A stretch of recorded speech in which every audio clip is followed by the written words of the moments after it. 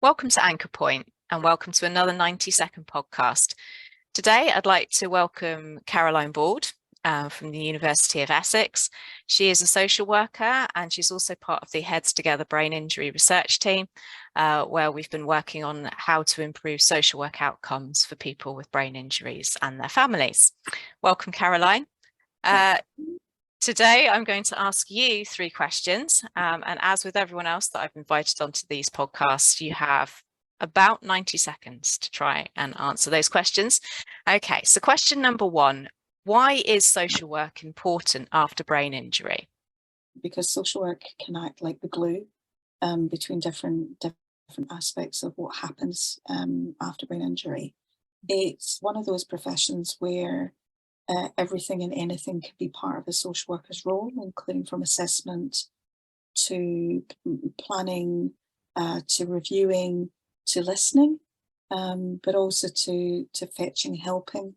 It's a very practical profession, but at the same time, it's a very stretched profession. So social work, because it can do so much, can be seen as a gap when it's not there. Yeah, thank you. So question number 2. How, in your mind, does brain injury affect family members?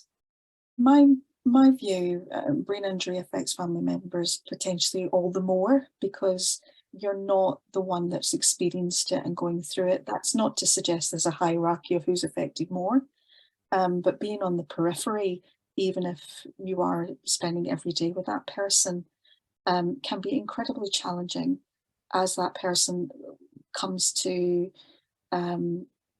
understand their own changes, but their own crisis. So I think it's very similar to other crises, but brain injury I think is a particularly challenging part for family members simply because so few people truly understand it, and that was way more than 30 seconds. It was, but that's fine. We'll keep going. So then moving on to the final question, how could social work do more to make a difference for families? So it's that whole idea of from social work how we can do better with families is A, get a better understanding of brain injury, but B, also perhaps really address our structural building in inequalities where people maybe don't sit neatly into different teams. So that's certainly something that I'm interested in terms of more of a holistic social work practice. Okay, thank you. Thank you so much, Caroline, for joining me today. Thank you everyone out there for listening and watching this today as well.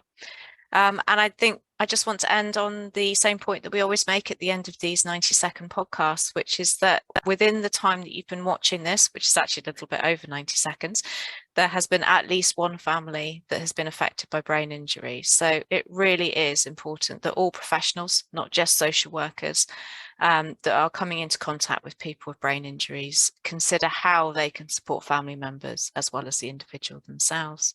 Thank you. Thank you.